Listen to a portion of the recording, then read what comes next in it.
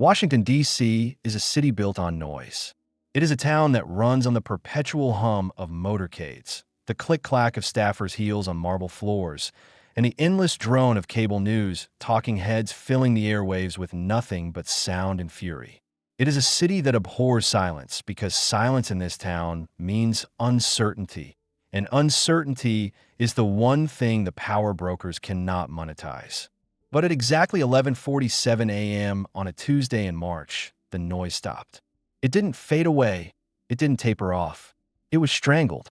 A suffocating, frozen silence descended upon the Rayburn House office building, heavy enough to crush a career, heavy enough to rewrite history.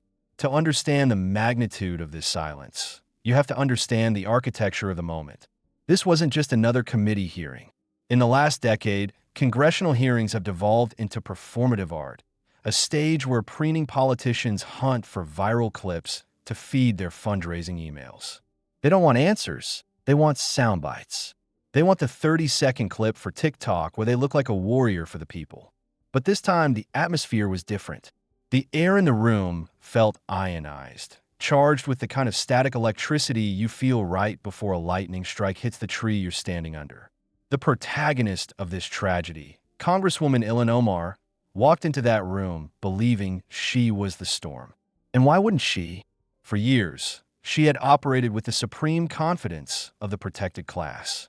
She was a member of the squad, the darling of the progressive media, the untouchable icon who could brush off scandals like lint on a jacket. She had survived accusations of anti-Semitism, campaign finance irregularities, and marriage scandals that would have buried a Republican in a week. She walked into that hearing room with her head held high, flanked by aides who looked more like bodyguards, carrying the invisible armor of identity politics that had shielded her for her entire career. She sat in a high chair, looking down at the witness table. That is the design of these rooms. It is psychological warfare built into the furniture. The Congress members sit on a raised dais, looking down like gods on Mount Olympus, while the witness sits below, alone, exposed, vulnerable. It is designed to intimidate. It is designed to make the witness feel small. But the man sitting at the witness table that day did not look small. FBI Director Kash Patel sat there with the stillness of a predator who knows he is not trapped in the room with them. They're trapped in the room with him. He had no entourage, no swarm of lawyers whispering in his ear. No nervous PR flacks handing him index cards with talking points. Just him, a single glass of water, and a stack of red folders. Let's talk about Kash Patel for a second, because the media will never tell you the truth about this man. To the establishment, to the deep state, to the people who have run this town for 30 years, Kash Patel is the boogeyman. He is the glitch in their matrix. He isn't supposed to exist. A former public defender, a former prosecutor, a man who dismantled the Russiagate hoax from the inside out. They hate him not because he is reckless, but because he is effective. They hate him because he knows where the bodies are buried, mostly because he was the one who found the shovels. When he was appointed FBI director, the collective scream from the Beltway establishment was loud enough to shatter glass in Georgetown. They knew what was coming. They knew that the era of the FBI acting as the Praetorian Guard for the Democratic Party was over. But Ilhan Omar didn't understand that. She looked at Kash Patel and saw just another Trump appointee she could bully. She saw a target. She had prepared for this hearing the way a high school drama student prepares for a monologue. She had her lines rehearsed. She had her outrage calibrated. She was ready to paint Patel as a political hack, a weaponized arm of a vengeful administration targeting innocent progressives. She believed, truly believed, that she held the moral high ground. And that is the fatal flaw of the modern progressive movement. The absolute, unwavering arrogance that their worldview is the only valid one, and that anyone who opposes it is not just wrong, but evil. The room was packed. Every seat in the press gallery was taken. Cameras from CNN, MSNBC, Fox, and C-SPAN formed a wall of glass lenses aimed at the witness table. The click of shutters sounded like a swarm of mechanical locusts. Millions of people were tuning in. Twitter was already trending. The narrative had been set before a single gavel banged. The headlines were already written. Omar grills controversial FBI director. Progressives demand answers on political targeting. The script was written. Everyone knew their role. But reality has a nasty habit of going off script. Chairman Mike Johnson called the hearing to order. The gavel banged 3 times, sharp pistol crack sounds that echoed off the mahogany walls. The committee will come to order. Johnson's voice was steady, bearing the weariness of a man who knew he was refereeing a knife fight in a phone booth. He read the opening statement, the standard boilerplate about oversight and accountability, but nobody was listening to the words. They were watching the eyes. Omar stared at Patel. Patel stared at the red folder. He didn't look up. He didn't fidget. He adjusted his cufflink, once a slow, deliberate movement. It was the body language of a man who had already read the last page of the book and knew exactly how the story ended. The tension in the room was physical. You could taste it. It tasted like ozone and expensive cologne. The junior staffers, the kids in the cheap suits, sitting behind the members, they felt it first. They started shifting in their seats, checking their phones, sensing a disturbance in the force. They're the canaries in the coal mine of Washington. When the staffers get nervous, you know something is about to go wrong. And then it was her turn. The chair recognizes the congresswoman from Minnesota. Ilhan Omar leaned into the microphone.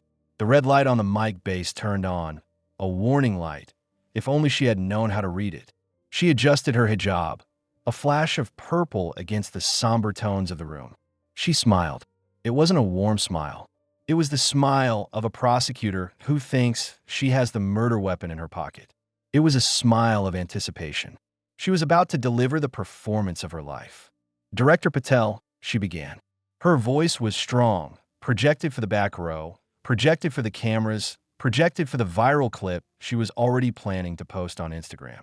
Thank you for appearing voluntarily today. Thank you, Congresswoman, Patel replied. His voice was different. It wasn't loud. It didn't project. It was quiet, grounded, almost conversational. It forced you to lean in to hear him. It was a power move.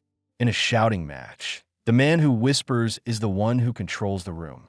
I'm going to get straight to it, Omar continued, shuffling her papers, looking for the camera angle that caught her best side. Because the American people deserve straight answers. This is the rhetoric of the theater. The American people. Politicians use the American people like a human shield. Whenever they are about to engage in a partisan hit job, they invoke the American people. Omar didn't care about the American people. She cared about the base. She cared about the donors. She cared about the narrative. Over the past 6 months, she said, her voice rising in a practiced crescendo of indignation, multiple progressive members of Congress have reported being followed, having their communications monitored, being subjected to what can only be described as harassment by federal law enforcement. She paused for effect. This was the setup. She was painting a picture of a police state, a dystopian nightmare where the brave truth-tellers of the squad were being hunted by the evil minions of Kash Patel. It was a good story. It played well on MSNBC. It played well in the faculty lounges of liberal universities. These aren't random members, Director, she said, pointing a finger at him. They are progressives. They are Muslims. They are people of color. They are members who dare to speak truth to power. There it was, the identity card, the ultimate trump card in her deck. By framing the investigation as an attack on her identity rather than her conduct, she was setting a trap. If Patel denied it, he looked defensive. If he admitted it, he looked like a bigot. It was a classic rhetorical bind, or so she thought. So let me start with a simple question, Omar said, leaning forward, her eyes locking onto him. Yes or no? Is the FBI currently investigating any sitting member of Congress? The room held its breath. This was the moment, the gotcha question. If he said no, and evidence came out later, it was perjury. If he said yes, he confirmed her narrative of political targeting. She thought she had him cornered. She thought checkmate was one move away. But Kash Patel didn't blink. He didn't consult a lawyer. He simply looked at her, his expression unreadable, his hands folded on top of that red folder. The red folder that everyone had ignored until now. The red folder that was about to become the most important object in Washington, D.C. Yes, Congresswoman Patel said, The gasp in the room was audible. It rippled through the gallery like a wave. Reporters stopped typing. Heads snapped up. A Republican member in the back row muttered something that sounded suspiciously like a prayer or a curse. Omar smiled. It was a triumphant smile. She had the clip. She had the admission. And how many of those investigations target Muslim or progressive members? She pressed, eager to twist the knife. Some of the individuals under investigation identify as progressive, Patel said, his voice flat, factual, boringly bureaucratic. Some identify as Muslim. But Congresswoman, I need to clarify something important. Yes or no answers, Director. Omar snapped, cutting him off. She wasn't interested in clarification. She wasn't interested in context. She wanted the kill. This is exactly what we feared. Political persecution disguised as law enforcement. She was monologuing now. She was feeling the rush of adrenaline. She was the hero of her own movie. She didn't see the iceberg. She didn't see the torpedo in the water. She was so focused on the victory lap that she didn't realize the race hadn't even started. Congresswoman, Patel's voice cut through her diatribe. It wasn't loud, but it had an edge to it now. A sharpness, like the unsheathing of a sword. You asked for yes or no. I gave you yes. But context matters in law. May I provide it? You can provide it after you answer my questions. Omar waved her hand dismissively. It was a gesture of supreme disrespect, a gesture of a queen shooing away a servant. Behind her, in the gallery, her lawyer was shifting in his seat. He was a high-priced D.C. fixer, a man who knew the smell of danger. And right now, the air smelled like sulfur. He was trying to catch her eye. He was trying to signal her. Stop. Don't push him. Take the win and move on. But Omar couldn't see him. She was blinded by the lights. She was drunk on the power of the moment. She looked at Kash Patel and saw a victim. Kash Patel looked at Ilhan Omar and saw a defendant. Director, she continued, have you personally authorized surveillance on any member of this committee? This was the bridge too far. This was the question that opened the door. In a courtroom, a good lawyer knows you never ask a question you don't know the answer to. In a congressional hearing, that rule is doubly important because the jury is the entire world. Omar asked the question because she assumed the answer was a shameful secret he would try to hide. She was wrong. This was the moment the calm ended. This was the moment the storm broke. The atmosphere pressure in the room dropped so fast your ears could pop. Because Kash Patel didn't look defensive. He looked relieved. He looked like a man who had been politely waiting for permission to unload his weapon, and she had just given him the green light. He reached for the red folder. His fingers brushed the seal. And in that split second, if you looked closely at Ilhan Omar's face, you could see the first hairline fracture of doubt. The first tiny realization that maybe, just maybe, she had made a catastrophic mistake. But it was too late. The question was on the record. The camera was rolling, and the red folder was opening. The most dangerous moment in any interrogation isn't when the suspect screams or fights. It's when they get comfortable. It's when they think they are the ones in control. Ilhan Omar was comfortable. She was leaned back in her leather chair, one hand adjusting the microphone, the other resting on her notes, looking at Kash Patel with the gaze of a biology student preparing to dissect a frog. She had asked the question. She had opened the door. Now she was waiting for him to stumble through it. Congresswoman, Patel began, his voice taking on a terrifyingly precise cadence. It was the voice of a man reading a verdict. I don't personally authorize individual surveillances. That is not the job of the director. But I do review and approve investigation recommendations from field offices when they meet probable cause standards established by federal law. He paused, letting the legal jargon hang in the air for a second. Then he dropped the hammer. So to answer your question, if a member of this committee is under investigation, it is not because of their politics. It is not because of their religion. It is because career FBI agents, men and women who have served under both Republican and Democratic administrations, found evidence of potential federal crimes serious enough to warrant one. Evidence of potential federal crimes. The phrase landed in the room like a grenade with the pin pulled. You could see the physical reaction. The Democrats on the dais stiffened. The Republicans leaned forward. The press gallery, usually a cacophony of typing, went momentarily still. Patel hadn't just admitted to an investigation. He had legitimized it. He had stripped away the political persecution narrative and replaced it with criminal conduct. Omar scoffed. It was a visceral, audible sound amplified by the microphone, a sharp exhalation of breath that was half laugh, half sneer. Potential federal crimes, she repeated, dripping with sarcasm. That's a very convenient phrase, Director. It's a catch-all, isn't it?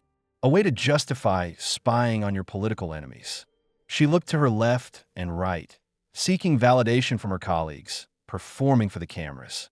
Director, care to elaborate on what crimes you are accusing sitting members of Congress of committing? Are we talking about jaywalking? Are we talking about protesting? Or are we talking about the crime of being a Muslim woman in power? This was the pivot point. This was the moment history would freeze frame. Behind the scenes, in the gallery 3 rows back, Omar's lawyer, a man named David who had spent 20 years keeping politicians out of jail, stopped breathing. He was shaking his head frantically. No. Don't ask for specifics. Never ask for specifics. He was practically vibrating with the urge to jump over the railing and tackle his client. But Omar didn't see him.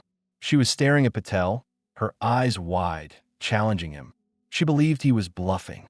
She believed that even if there was an investigation, he wouldn't dare discuss it in an open session. The unwritten rules of Washington stated that you protected the club. You might attack each other on cable news, but you didn't expose the dirty laundry in a hearing. Mutual assured destruction kept the peace. She didn't realize that Kash Patel wasn't a member of the club. He was the demolition crew. Patel looked at her for a long moment. It was an uncomfortable silence. He seemed to be weighing something, not a legal decision, but a moral one. When he finally spoke, his voice was measured, almost gentle. Congresswoman, are you sure you want me to answer that question? The room got very, very quiet. Even the air conditioning seemed to stop humming. Are you sure, Patel repeated, that you want me to discuss specific allegations of criminal conduct in an open session on live television? This was the warning. This was the off-ramp. In every tragedy, the hero is given one last chance to turn back before their doom is sealed. Patel was offering her an out. He was telling her, in the polite code of the hearing room, don't do this. You don't know what I have. But pride is a blinder. Omar interpreted his hesitation as weakness. She thought he was stalling. She thought he was afraid. I have nothing to hide, Director, she declared, her voice rising to a shout. My constituents have a right to know what their government is doing. I am demanding transparency.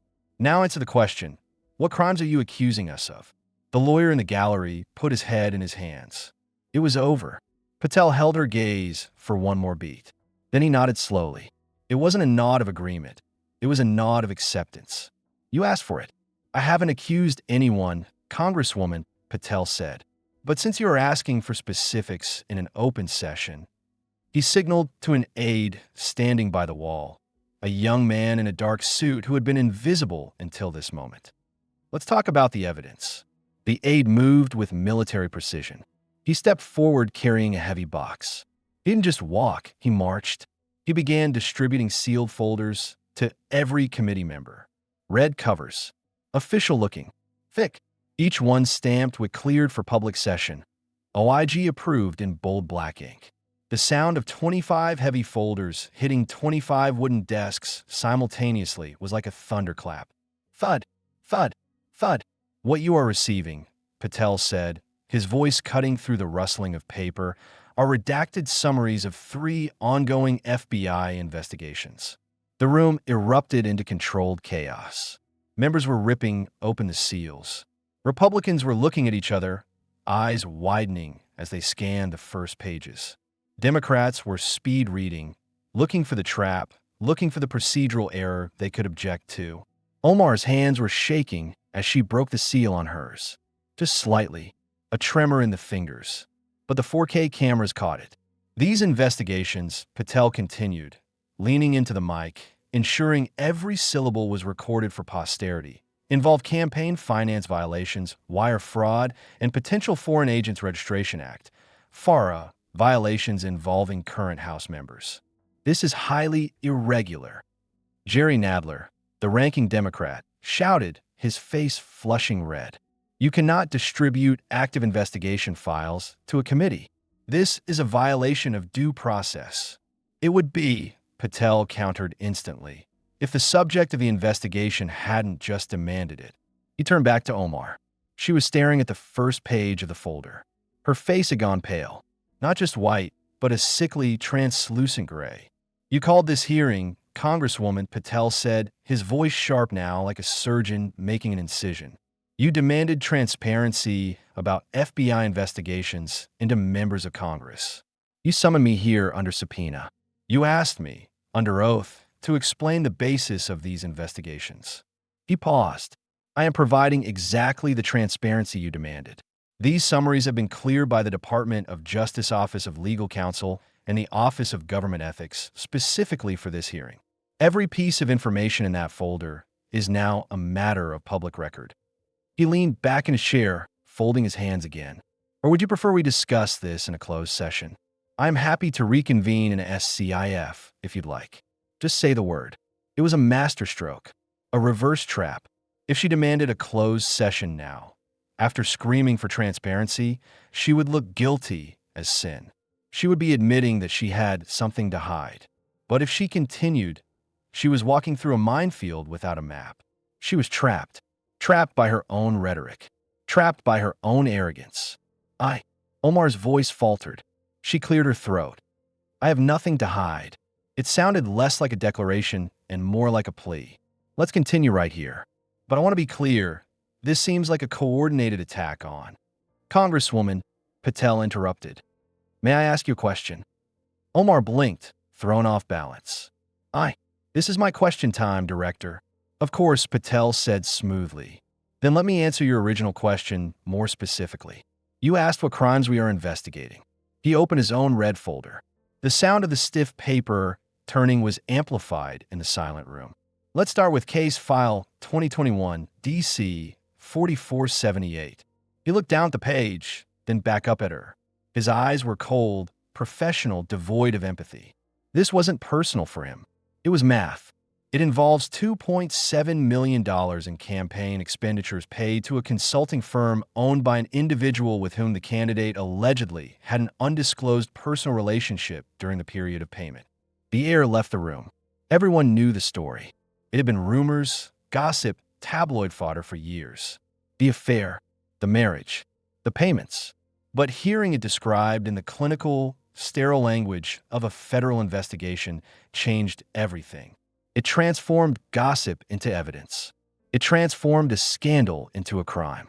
The investigation began, Patel read from the document, after a formal complaint filed by the National Legal and Policy Center in March 2020, alleging that campaign funds were used for personal expenses in violation of Federal Election Commission regulations and potentially constituting wire fraud under federal statute. Omar was staring at him. Her mouth was slightly open. She looked like someone who had been punched in the gut and was trying to remember how to breathe. "Director," she whispered, Are you discussing my campaign?" This was the kill shot. The moment the hunter steps out of the bushes. "Congresswoman," Patel said, looking at her with something that might have been pity, but was probably just the cold calculation of a chess player announcing mate in 3. "You asked what crimes we investigate when it involves sitting members of Congress. I'm giving you a specific example." He tapped the page. "If the details sound familiar, that's because they're drawn from public FEC complaints, financial disclosures, and documents obtained through lawful investigative process." Jim Jordan, the Republican firebrand, leaned into his microphone. "Director Patel, just to clarify, for the record, is Congresswoman Omar currently under FBI investigation?" Patel didn't look at Jordan. He kept his eyes locked on Omar. It was a stare down, and Omar was blinking. "Congressman Jordan," Patel said, "I cannot confirm or deny the identity of specific subjects in ongoing investigations without DOJ approval." He paused. "What I can say is that case file 2021 D.C. 4478 involved a sitting House member representing Minnesota's 5th Congressional District. There was only one House member from Minnesota's 5th District. The room didn't just erupt, it detonated. Reporters were sprinting for the doors. The flashbulbs were blinding. But in the center of the storm, Ilhan Omar sat frozen, her hand gripping the edge of the table so hard her knuckles were white. The trap had snapped shut. The metal teeth had dug into the bone, and she was the one who had stepped right into it. "This is outrageous," she shouted. Try to regain control, try to channel the righteous anger that had served her so well in the past. "You are using this hearing to publicly smear me without any." "Congresswoman," Patel's voice was still calm, still measured. "I am answering your questions. You asked for specifics. I am providing them. Would you like me to stop?" The silence that followed was excruciating. 5 seconds. 10 seconds. It felt like an hour. She looked at her lawyer. He was staring at the floor, defeated. She looked at the cameras. They were zoomed in on her face, capturing every bead of sweat, every twitch of panic. She couldn't stop. Stopping was admission. Stopping was death. "Fine, Director," she spat out, her voice trembling with rage and fear. "Let's talk specifics. You mentioned campaign expenditures. Campaign spending is legal. Hiring consultants is legal. What exactly is the allegation here?" And that was it. She had doubled down. She had refused the exit ramp. She had decided to drive the car off the cliff rather than admit she was lost. Kash Patel opened the folder completely. He smoothed out the page. "The allegation, Congresswoman, is that campaign funds were used for personal benefit. Specifically, that payments totaling $2.7 million were not for legitimate campaign services." He looked up, and for the first time, a small, grim smile touched the corners of his mouth. "But were essentially a money laundering operation to transfer donor funds into your personal bank account." The trap wasn't just set. It was sprung. There's an old saying in Washington: if you want to kill a scandal, drown it in paperwork. Make it boring. Make it complicated. Make it so dense with acronyms and statutes that the average voter tunes out and switches back to Netflix. That has been the survival strategy of the swamp for decades. But Kash Patel didn't bring paperwork to drown the scandal. He brought a scalpel to cut it open. "Let's walk through the evidence," Patel said. He didn't shout. He didn't point fingers. He simply pulled a single sheet of paper from his folder. It was a timeline. In the world of criminal defense, a timeline is the enemy. Memories fade, excuses evolve, but dates are etched in stone. And the timeline Kash Patel projected onto the screens in the hearing room was a masterpiece of chronological damnation. "Let's start with the basics," Patel said, his voice taking on the cadence of a professor teaching a 101 class on corruption.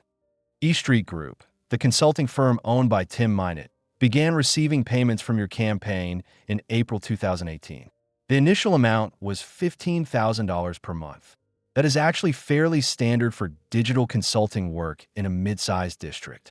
He pointed to the screen. A blue bar appeared on the chart. April 2018.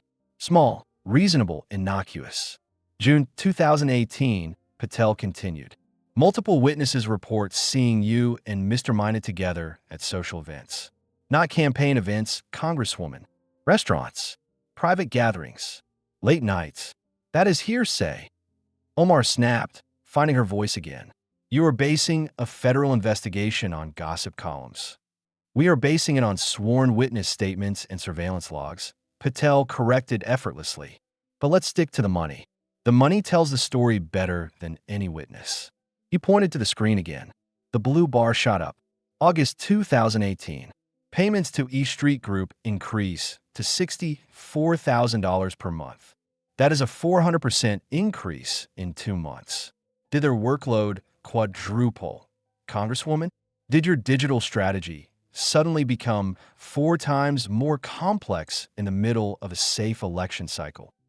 Omar opened her mouth, but Patel didn't give her the oxygen.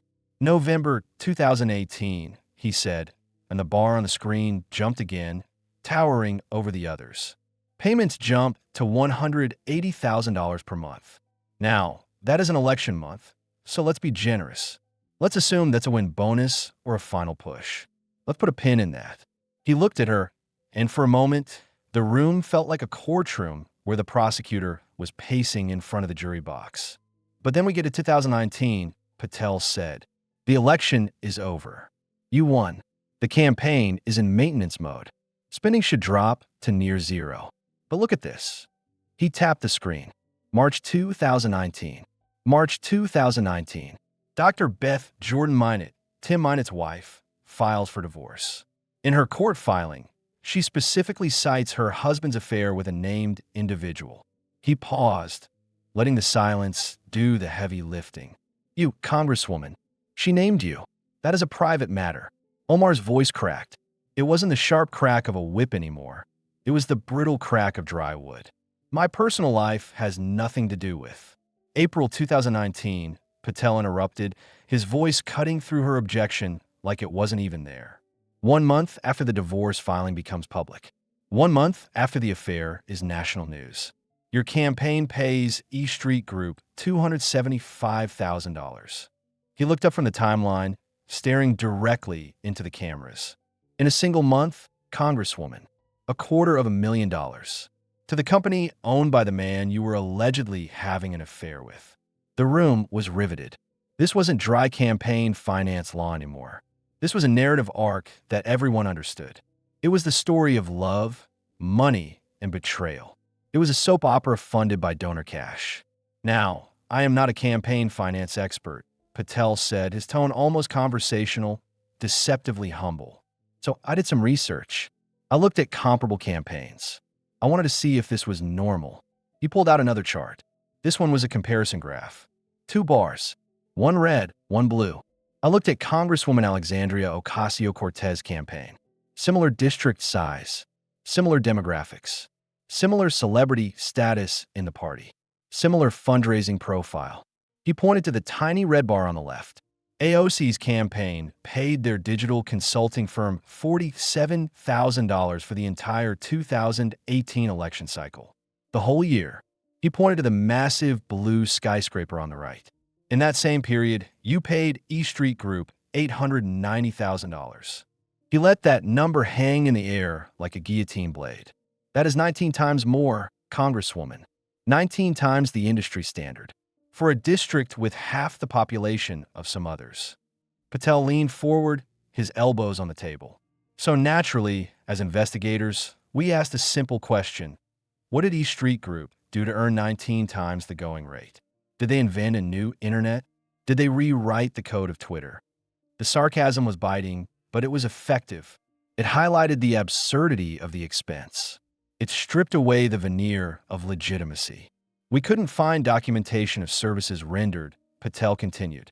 Your FEC filings list the payments as digital consulting and travel expenses. Very vague, very general. So we dug deeper. We subpoenaed the bank records of E Street Group. Omar's lawyer flinched. Subpoenaing the vendor's bank records was the nuclear option. It meant the FBI had pierced the corporate veil. It meant they weren't just looking at what the campaign said it spent.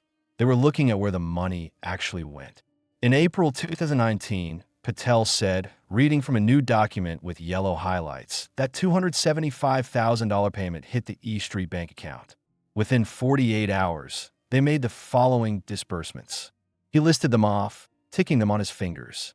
$18,000 to Sterling Crisis Communications. That is a real crisis management firm here in D.C. Professional outfit. Very good at making scandals go away. He looked at Omar. But that is only $18,000 out of $275,000. Where did the other $250,000 go? The silence was crushing. Every camera in the room was zoomed in on Omar's face. She looked like she wanted to melt into the floorboards. She was watching her career evaporate, dollar by dollar. Let me help you, Patel said, his voice almost gentle now, almost kind, which made it so much worse. Our forensic accountants traced the wire transfers. $100,000 went to an LLC registered in Tim Minot's personal name, separate from E Street Group, just his name. No business purpose listed. $75,000 went to a luxury travel company. The dates of travel match Instagram posts from Mr. Minot's private account, showing a 3-week vacation to the Maldives. He paused for effect. And $50,000 went to a residential real estate escrow company as a down payment on a townhouse in Georgetown. He held up a photo of a beautiful brick townhouse. A townhouse that, according to D.C. property records, is currently owned jointly by you and Tim Minot. You could have heard a pin drop. The audacity of it was breathtaking. Using campaign funds, money donated by grandmothers in Minnesota, by working-class activists who believed in the cause, to pay for a lover's vacation and a down payment on a love nest. It wasn't just illegal, it was insulting. So let me ask you again, Congresswoman Patel said, were any of those expenditures, the $100,000 personal payment, the $75,000 Maldives vacation, the $50,000 house down payment, were any of those related to legitimate campaign activities? Omar's lawyer was on his feet instantly. Mr. Chairman, I need to confer with my client. Sit down, counselor, Chairman Johnson barked, banging the gavel. Your client called this hearing. Director Patel is answering her questions. You do not have the floor. The lawyer sat down, looking defeated. He knew the rule. You can't unring a bell. And Kash Patel was ringing it like a church on Sunday. Omar looked at her lawyer desperately. He shook his head. There was no good answer here. If she said yes, she was admitting to campaign finance fraud. If she said no, she was admitting to embezzlement. It was a binary choice between prison and prison. Omar's voice was barely audible. I would need to review those specific transactions with my legal team before I could. That is your right, Patel said instantly.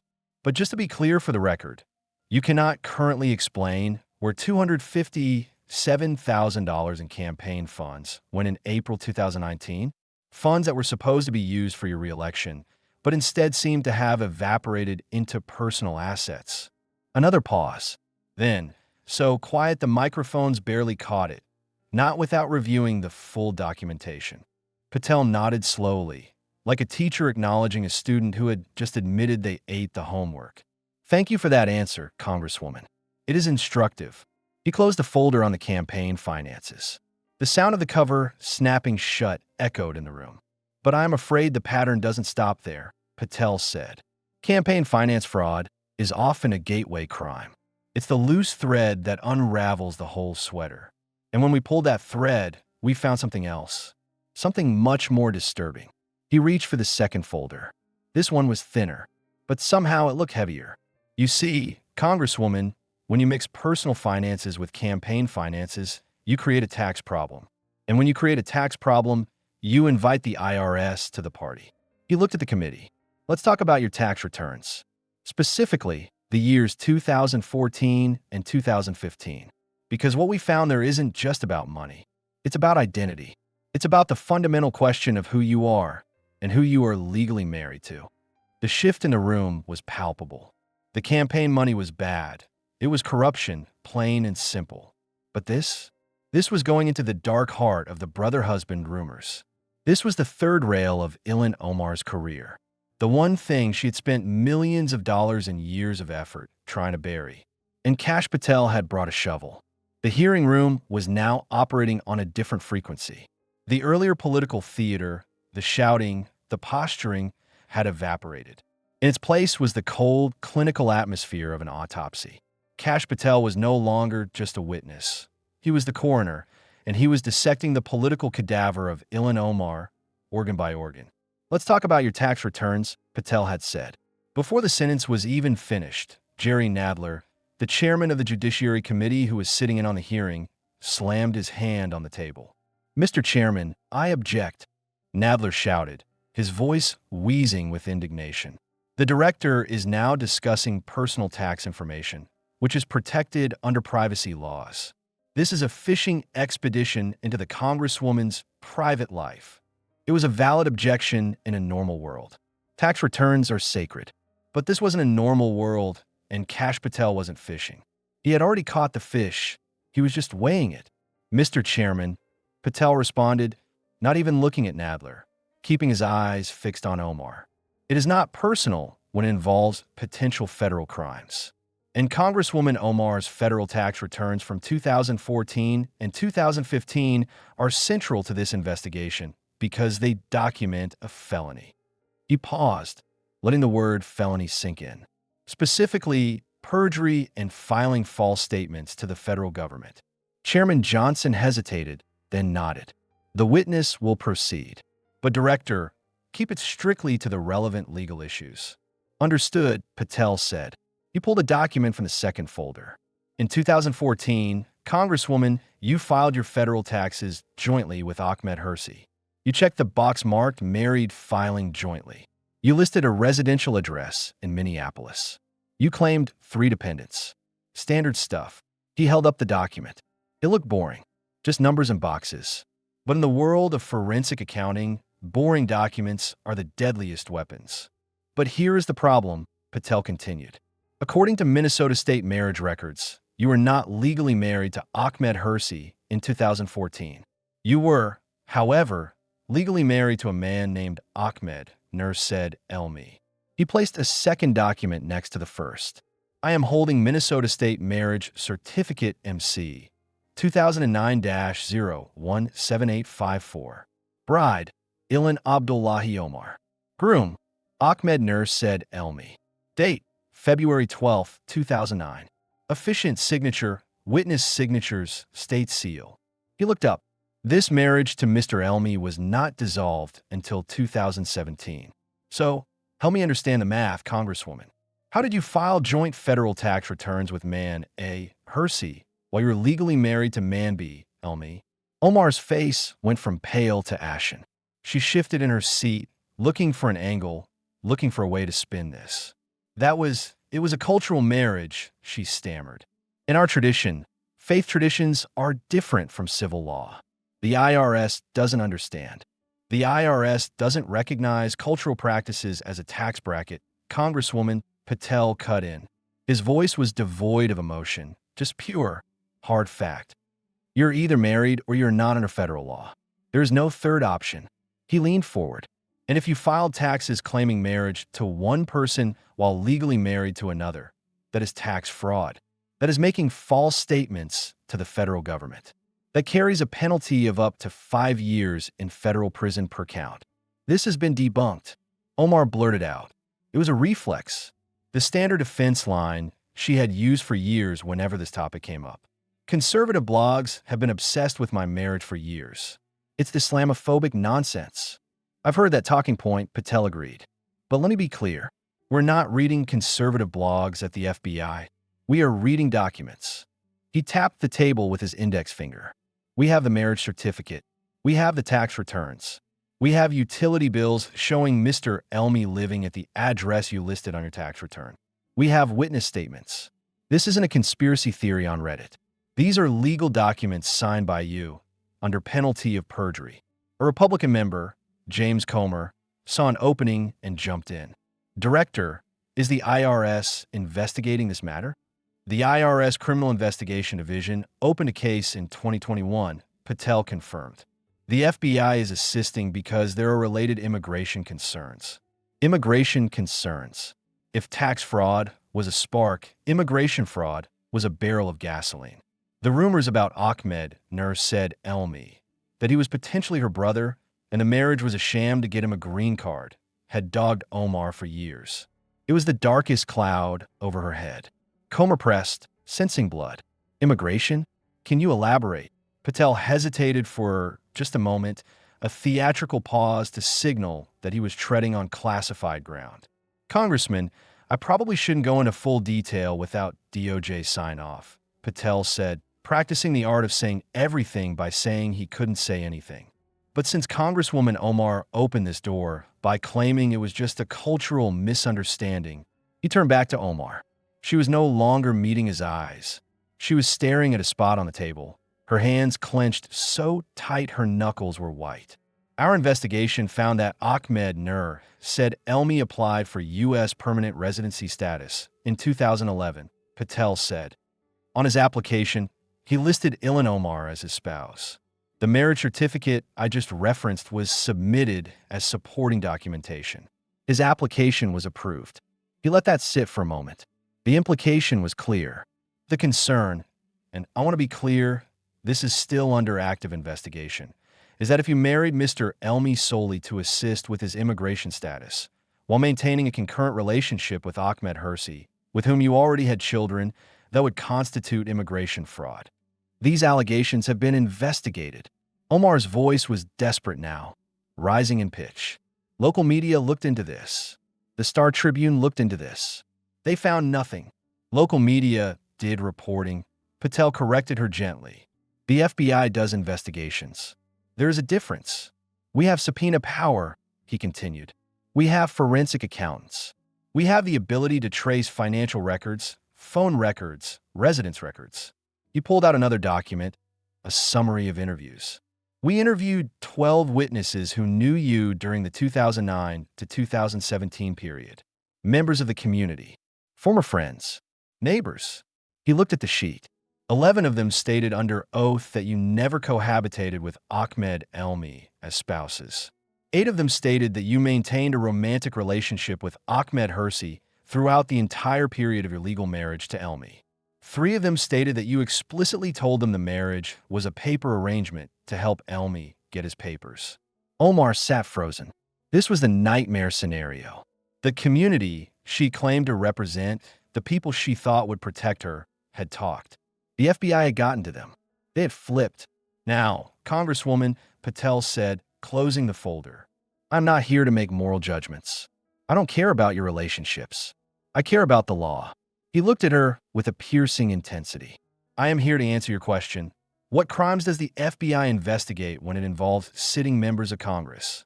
The answer, he said, is the same crimes we investigate for anyone else. Tax fraud, immigration fraud, perjury. We don't care if you're a congresswoman or a convenience store clerk. The law applies equally. It was a devastating line. The law applies equally.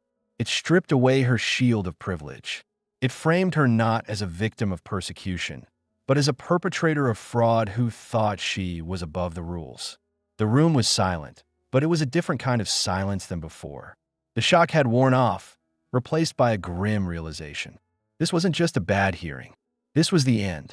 You could see the Democrats on the committee distancing themselves physically. They leaned away from her. They looked at their phones. They were already calculating the fallout. They were already writing the press releases to cut ties. But Kash Patel wasn't done.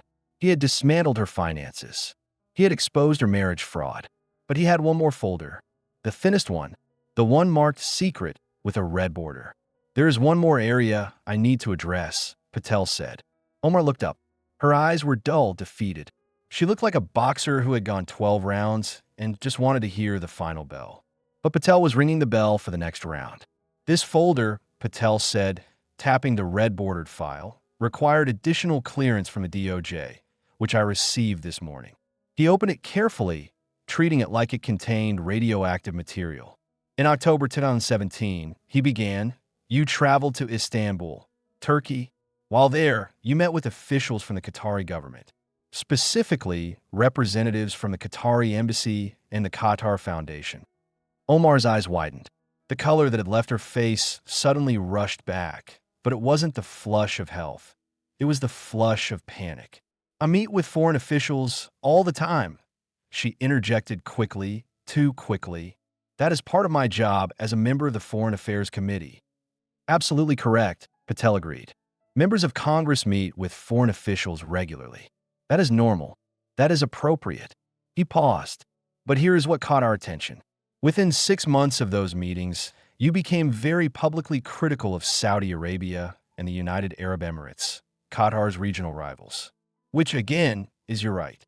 But, Patel continued, you were notably silent on Qatar's human rights record, despite Qatar having many of the same issues you criticize the Saudis for. I speak out where I think it is appropriate.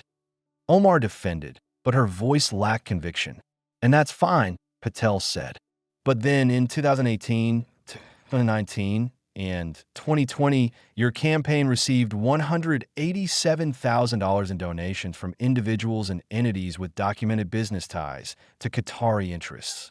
He pulled out a list. I won't read all the names, but they are in your folder. Page 22. Donors with direct business relationships with Qatar Airways, Qatar Foundation subsidiaries, and Qatari sovereign wealth fund entities. He looked at her. Now, receiving donations is legal. Meeting with foreign officials is legal. Having policy positions favorable to certain countries is legal. He leaned in close to the microphone. But there is a law called the Foreign Agents Registration Act, FARA.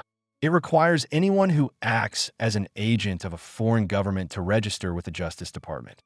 The room went cold. FARA. It was the law that took down Paul Manafort. It was the law that took down General Flynn. It was the weapon the Department of Justice used to destroy anyone they accused of selling out America. Did you register as a foreign agent, Congresswoman? Patel asked softly. I'm not a foreign agent. Omar shouted. I am a United States Congresswoman. The two aren't mutually exclusive, Patel said calmly. If you advocated for policy positions favorable to Qatar in exchange for financial support, either to your campaign or to affiliated organizations, that requires FARA registration. I never received any personal payments from. I didn't say personal payments, Patel corrected her. I said campaign donations and affiliated organizations. The law covers both. He reached into his pocket and pulled out his phone. He set it on the table.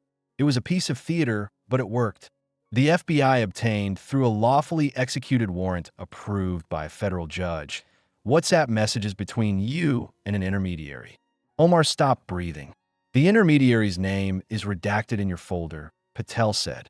But I can tell you he is a Qatari national with ties to the intelligence service. He tapped the phone. I can't read the messages verbatim without additional DOJ clearance. But I can summarize the content. The messages discuss, he read from a summary sheet, and I quote, compensation for advocacy on Gulf policy issues and ensuring favorable congressional stance on Qatar sanctions vote. He looked up. Congresswoman, would you like to explain what compensation for advocacy means in this context? There are different kinds of silence in Washington. There is the silence of respect, usually reserved for state funerals. There is the silence of boredom, common in subcommittee hearings on agricultural subsidies. And then, there is the silence of mortal danger. The kind of silence that happens when a bomb has been defused with 1 second left on the clock. Or in this case, when the bomb has just gone off and everyone is waiting for the shockwave to hit. When Kash Patel mentioned WhatsApp messages and compensation for advocacy, the room entered that third category of silence. This was no longer about a bad marriage or a greedy consultant. Those are scandals of character. They are embarrassing, but survivable. Washington is full of people who cheated on their spouses or fudged their taxes. But the Foreign Agents Registration Act? That is different. That is the radioactive third rail of American politics. That is the realm of Paul Manafort. That is the realm of treason. To be accused of selling your influence to a foreign power, especially a controversial one like Qatar, is not a scandal. It is a death sentence. Congresswoman, Patel repeated, his voice cutting through the thick atmosphere like a laser. Would you like to explain what compensation for advocacy means in this context? The entire room was focused on Ilhan Omar. The cameras were zoomed in so tight you could see the foundation cracking on her forehead. You could see the tiny beads of sweat forming along her hairline, threatening to ruin her makeup. She turned to her lawyer. This time, there was no arrogance in the movement. It was a spasm of pure panic. Her lawyer, David, was already leaning in, his hand gripping her arm with bruising force. He wasn't whispering anymore. He was practically hissing. Don't answer, he was saying, though the microphones didn't catch it. The lip readers on Twitter would decode it later in minutes. Do not answer that question. But Omar was fighting for her life. She pulled away from him, turning back to the microphone. Her instinct, the instinct of a politician who had talked her way out of every problem she'd ever faced, was to fight, to spin, to deny. I need to see the actual messages, she demanded, though her voice wavered. It lacked the fire from the opening hour. I cannot respond to summaries and allegations. I need to see the context. They're in your folder, Patel said instantly. Page 47. The relevant passages are highlighted in yellow. The sound of pages turning was the only sound in the room. Swish, swish, swish. Omar flipped to page 47. Her hands are shaking visibly now. The paper rattled in her grip. She looked down. What she saw there must have stopped her heart. These weren't vague summaries. These were screenshots, time-stamped, encrypted, but decrypted by the FBI's forensic team. There, in black and white, were the conversations she thought were secure. The conversations she thought were ephemeral. Intermediary. The ambassador is very pleased with your statement on the UAE sanctions. He wants to know if the payment should go to the usual channel. Omar, allegedly yes. East Street. Same as last time. Make sure it's invoiced as consulting. Intermediary. Understood. $50,000 authorized. Thank you for your friendship. She stared at the words. Consulting. East Street. $50,000. It was all there. The loop was closed. The campaign finance fraud wasn't just greed. It was the mechanism for laundering foreign money. The silence stretched on. 10 seconds. 20 seconds. 30 seconds. It was excruciating. It was the longest 30 seconds in the history of the House Oversight Committee. To the viewers at home, it felt like an eternity. To Ilhan Omar, it must have felt like the walls were closing in, like the air was being sucked out of the room by a vacuum. Chairman Mike Johnson leaned into his microphone. He looked uncomfortable, like a man watching a car crash in slow motion. Congresswoman Omar, he said gently, do you need a moment to consult with your attorney? She didn't answer. She couldn't look up. If she looked up, she would have to look at Kash Patel. And looking at Kash Patel meant acknowledging that he had won, that he had outsmarted her, that he, the man she had called a fascist and a racist, was currently the only person in the room telling the truth. Congresswoman, Johnson repeated. Finally, she looked up. Her eyes were glassy. The defiance was gone. The arrogance was gone. All that was left was fear. Raw, naked fear. She leaned over to her lawyer. They whispered for a long, frantic minute. The lawyer was shaking his head vigorously. He was practically pleading with her. He knew what was coming. He knew that the moment she opened her mouth to answer any substantive question about those texts, she was walking into a perjury trap. If she denied them, the FBI had the metadata to prove her wrong. If she explained them, she was confessing to a felony. There was only one move left on the board. The move of last resort. The move that saves your legal skin but sacrifices your political soul. She straightened up. She adjusted her hijab. She took a breath that shuddered in her chest. Congresswoman, Patel said softly, the question stands. Can you explain the messages on page 47? She looked at the camera. Not at Patel, not at the chairman, at the camera, at the millions of people watching, at her supporters, at her enemies. On advice of counsel, she began. The room gasped, a collective intake of breath that sucked the oxygen out of the chamber. Everyone knew those 4 words. Everyone knew what came next. Regarding the questions about the Qatar meetings and the FARA allegations, her voice broke. She had to swallow hard to continue. I am invoking my Fifth Amendment rights against self-incrimination. 11:47 a.m. It happened at exactly 11:47 a.m. The moment the words left her lips, the spell broke. The room exploded. It was pandemonium. Journalists were sprinting for the exits, tripping over cables, shouting into their phones. She took the fifth. Omar took the fifth. Republicans were shouting, point of order. Democrats were shouting, recess. The gavel was banging, bang, bang, bang, like a heartbeat in overdrive. But amidst the chaos, amidst the noise and the fury, 2 people remained perfectly still. Ilhan Omar sat frozen, staring at the table, her face a mask of misery. She knew what she had just done. Legally, it was the right move. It kept her out of immediate handcuffs. But politically, in the court of public opinion, pleading the fifth is an admission of guilt. Innocent people don't fear self-incrimination. Innocent people shout the truth from the rooftops. Only the guilty hide behind the amendment. And across the table, Kash Patel sat motionless. He didn't smile. He didn't pump his fist. He didn't look triumphant. He looked sad. He closed the red folder. He stacked it neatly on top of the others. He folded his hands. He waited for the noise to subside. And when it finally did, when the shouts died down and the gavel stopped banging, he leaned into the microphone one last time. Congresswoman, Patel said. His voice was the only steady thing in a world that had gone mad. I want to be clear. Invoking your Fifth Amendment rights is completely legal and proper. It is a constitutional protection we all have, and there should be no stigma attached to exercising it in a court of law. He paused. However, this is not a court of law.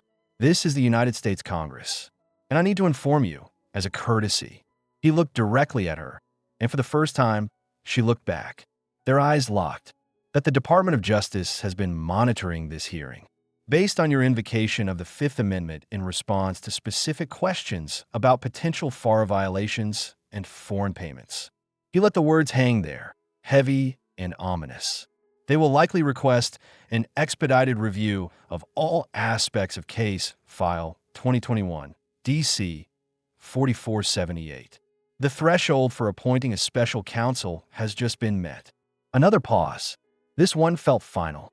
I have no further information to provide at this time. He sat back. He took a sip of water. It was over. Chairman Johnson looked around the room. He saw the chaos. He saw the shell-shocked expression on Omar's face. He saw the grim determination on the faces of the Republicans and the terrified calculations on the faces of the Democrats. This hearing is in recess, Johnson announced, his voice sounding exhausted. Pending consultation with committee counsel regarding the witnesses' refusal to testify. We will reconvene at a time to be determined. Bang! The gavel fell, and with it, the career of Ilhan Omar fell too. The next 60 minutes were a blur of motion and noise. Omar left the hearing room immediately. She didn't walk. She was hustled out. A phalanx of lawyers and staffers formed a human shield around her, blocking the cameras, shoving microphones away. There was no press conference, no defiant statement on the steps of the Capitol, no rallying cry, just a desperate sprint to the underground parking garage and the safety of a black SUV with tinted windows. But she couldn't outrun the signal. By 12 p.m., 13 minutes after the hearing ended, hashtag Omar pleads the 5th was the #1 trending topic in the world. Not just the U.S., the world. By 12:15 p.m., the clips were everywhere. The look on her face when she read the texts. The shaking hands.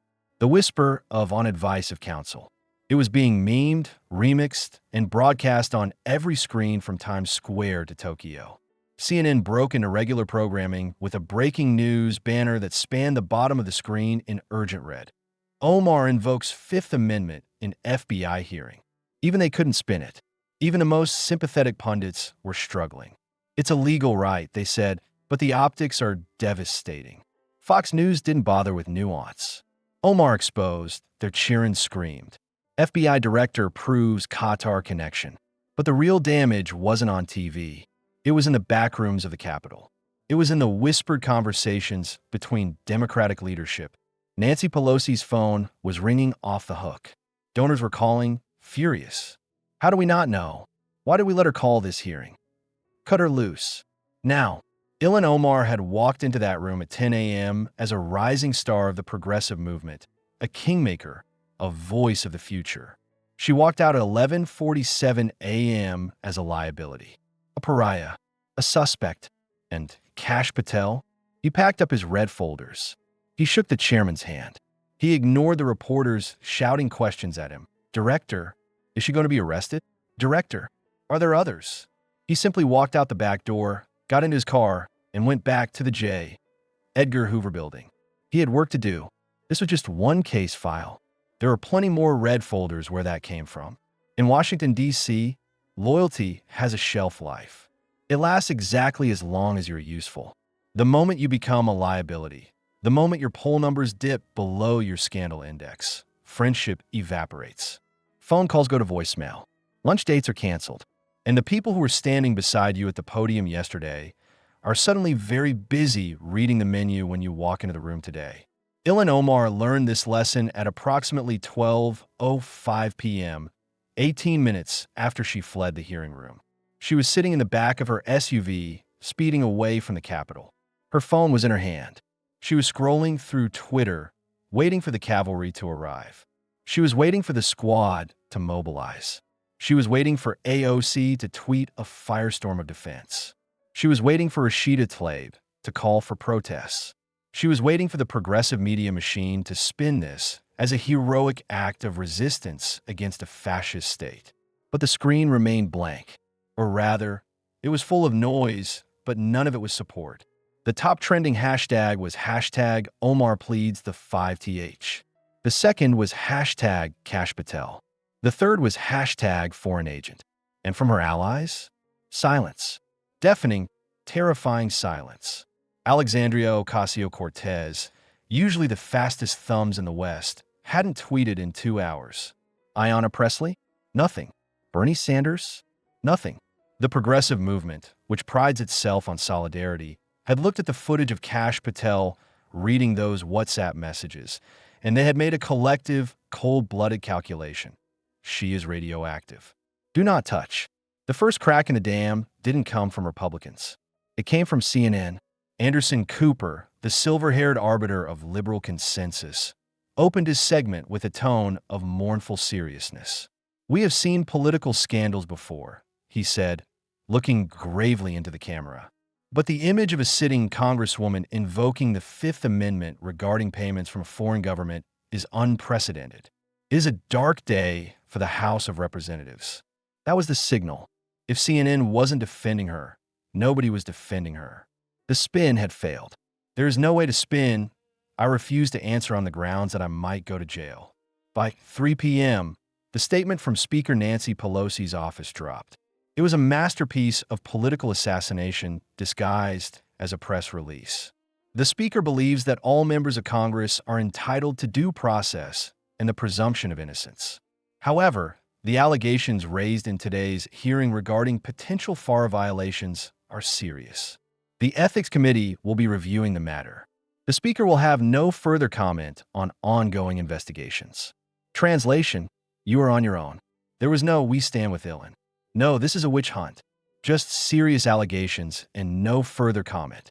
Pelosi, the ruthless matriarch of the party, had cut the cord. She knew that with the midterms coming up, she couldn't afford to have the party anchored to a foreign agent scandal. She was throwing Omar overboard to save the ship. The fallout on Capitol Hill was physical. You could feel the shift in gravity. Staffers from other Democratic offices were seen physically removing "Stand with Ilhan" stickers from their laptops.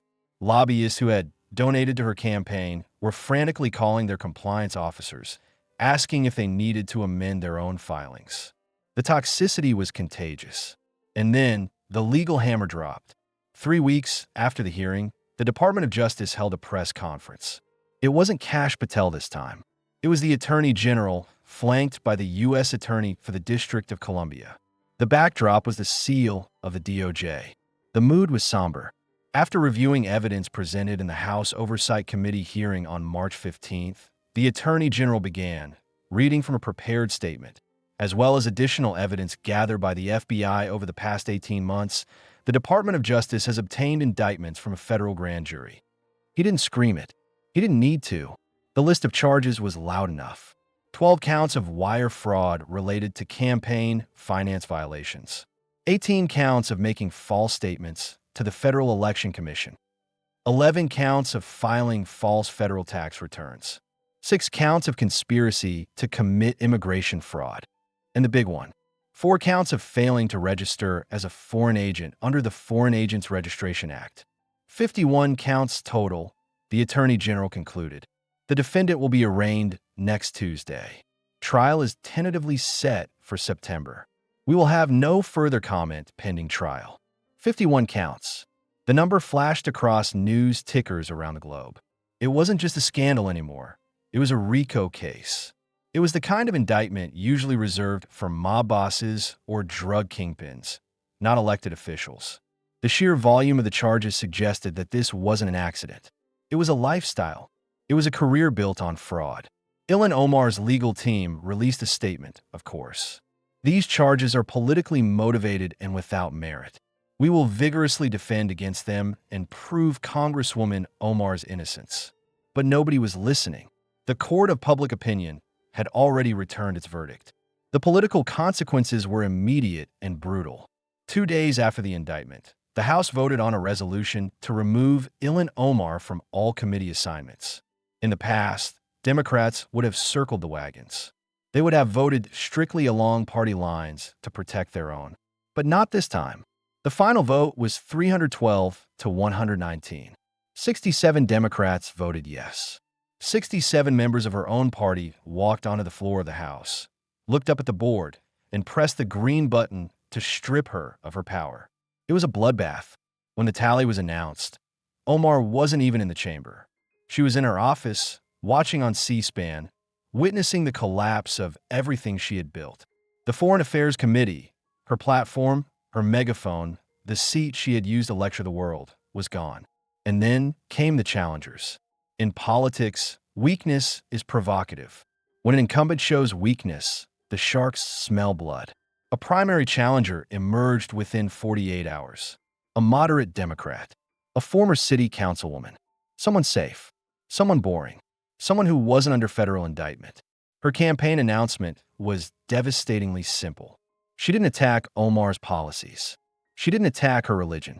She just said, Minnesota's 5th District deserves a representative who is focused on your needs, not on her own legal defense. The money followed the momentum. Major donors, unions, corporate PACs, the big bundles of cash that fuel American elections, froze Omar's accounts. Nobody invests in a bankrupt stock. Nobody bets on a horse with a broken leg. Her fundraising emails, which used to bring in millions, were now going straight to spam folders.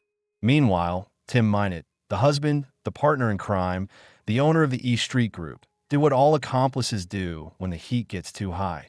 He looked for a lifeboat. Word leaked from the DOJ that Minot's lawyers were in cooperation talks. He was negotiating. He was looking for a plea deal. And everyone knew what that meant. In a conspiracy case, the first one to flip gets the best deal. If Minot testified against her, if he confirmed that the payments were personal, that the marriage fraud was real, it was game over. The Bonnie and Clyde of the Beltway were turning on each other. And through it all, where was Kash Patel? He wasn't doing victory laps. He wasn't appearing on Sean Hannity to gloat. He wasn't writing a book about how he destroyed the squad. He was simply doing his job. A week after the indictment, a reporter caught Patel walking into a steakhouse in D.C. It was a rare sighting. The reporter shoved a microphone in his face. Director Patel, Director, do you have any comment on Congresswoman Omar's indictment? Do you feel vindicated? Patel stopped. He looked at the reporter with that same calm, unreadable expression he had worn in the hearing room. Vindicated? He asked, as if the word was foreign to him. No, I feel nothing about it personally. The FBI investigates crimes. We present evidence. The grand jury indicts. The system works. But she called you a fascist, the reporter pressed. She said you were targeting her. Patel shrugged, a slight, almost imperceptible movement of his shoulders. People say a lot of things when they are afraid, Patel said. The truth doesn't require a megaphone. It just requires patience. And then he walked inside to eat his dinner. That was the ultimate insult. To Omar, this was a holy war. It was a clash of civilizations. It was the defining battle of her life. To Kash Patel, it was just a Tuesday. It was paperwork. It was a case file that needed to be closed so he could move on to the next one. The meme of the event, the still frame of Omar's face at 11:47 a.m., became the defining cultural artifact of the year. It was printed on T-shirts. It was used in attack ads across the country. It became shorthand for getting caught. When a CEO was caught embezzling, people tweeted the picture. When a celebrity was caught lying, people tweeted the picture. Ilhan Omar had wanted to be an icon. She had succeeded. She was now the face of political hubris.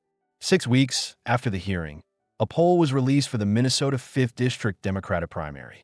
Incumbent Ilhan Omar, 32%. Challenger, 58%.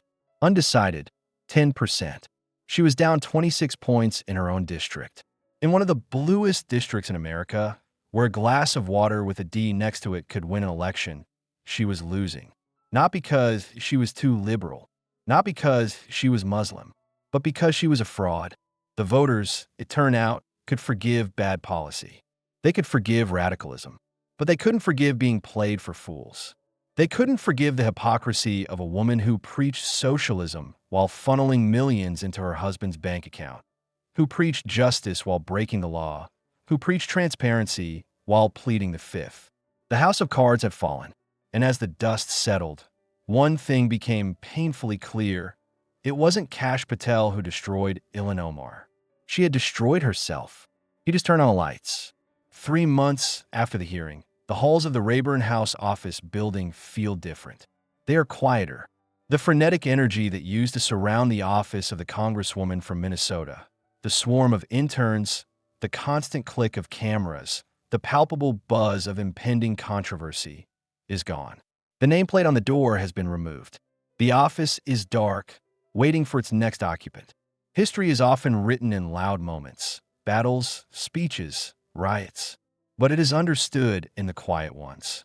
And in the quiet aftermath of the Ilhan Omar saga, Washington began to understand that the tectonic plates beneath their feet had shifted.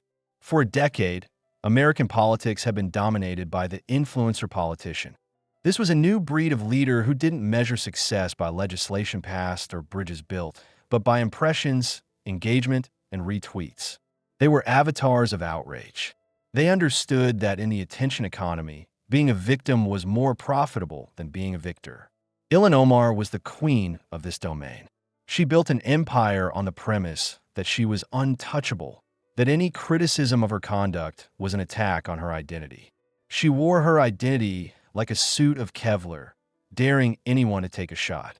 And for years, it worked. Republicans were terrified of being called racists.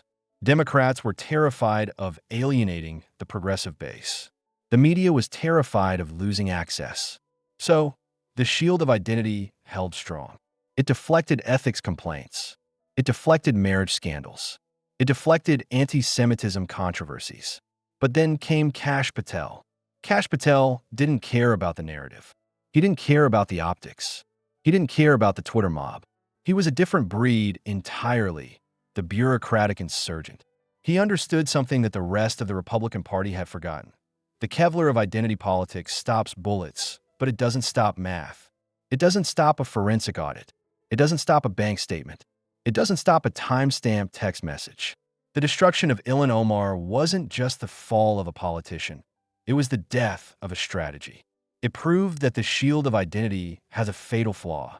It is transparent to the law.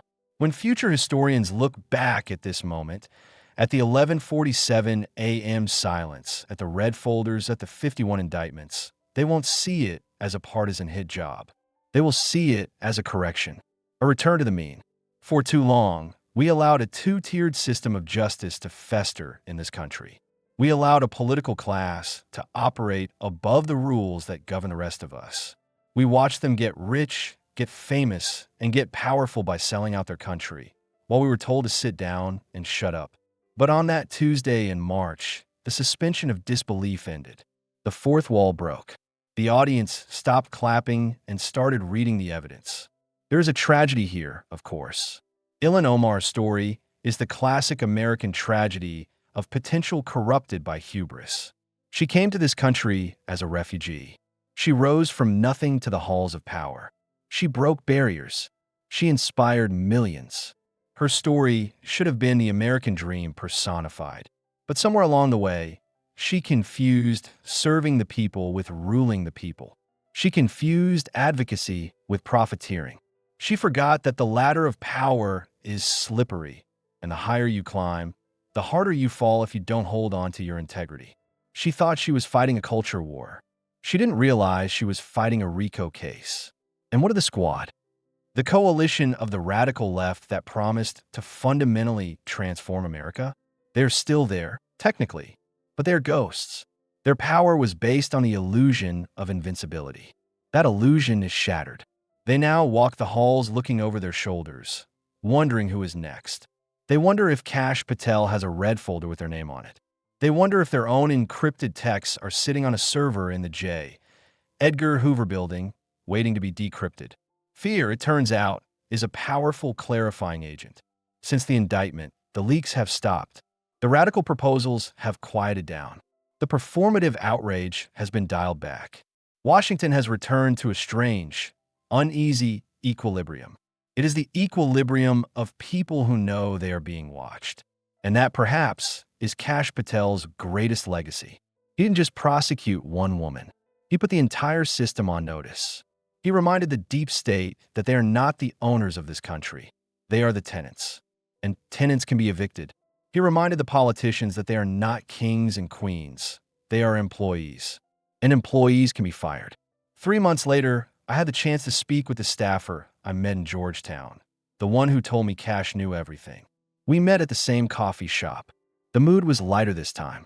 The tension was gone. So I asked him, "What is Cash doing now? Is he celebrating?" The staffer laughed. A dry, humorless laugh. Celebrating? You don't know Cash. The day after the indictment, he was back in the office at 6 a.m. He had a meeting with the Cybercrimes Division, then a briefing on the southern border, then a review of classified documents regarding Ukraine funding. He didn't mention Omar? I asked. Not once, the staffer said. To him, she is just a closed case file. Number 2021, D.C. 4478. It's filed away in the archives. He's already working on the next one. The next one? I asked. Who is the next one? The staffer smiled. It was a smile that didn't reach his eyes. That's the question everyone in this town is asking, isn't it? Who is next? Is it a senator? Is it a cabinet member? Is it a retired general? He leaned in. That is the beauty of what happened. Before, they thought they were safe. Now they don't know. Every time a subpoena lands, they flinch. Every time the phone rings, they sweat. Kash Patel put the fear of God back into Washington, D.C. He finished his coffee. And frankly, it's about damn time. We walked out onto the street. The sun was setting over the Potomac. The monuments were glowing in the twilight. White marble against a purple sky. The Lincoln Memorial. The Washington Monument. The Capitol Dome. They looked beautiful. They looked permanent. They looked like they stood for something eternal. For a long time, looking at those buildings made me feel cynical. I saw them as hollow shells, filled with rot and corruption. I saw them as a stage set for a play I didn't want to watch. But tonight, looking at the Capitol Dome, I felt something different. I felt a flicker of hope. Not the hope and change of a campaign slogan. Not the naive hope of a child. But the hard-won, gritty hope of a citizen who has seen justice done. We saw that the system can correct itself. We saw that the truth, when armed with courage and competence, is still the most powerful weapon in the world. We saw that no matter how loud the noise gets, no matter how thick the lies become, there's always a signal cutting through the static. Ilhan Omar is gone from the stage. The media has moved on to the next shiny object. The tweets have been deleted. The outrage has faded. But the lesson remains. Somewhere in a nondescript office in downtown D.C., behind a heavy wooden door, a lamp is burning late into the night. A man is sitting at a desk. He is alone. He has a glass of water, and he has a stack of red folders. He picks up the top one. He opens it. He begins to read. The game isn't over. It has only just begun.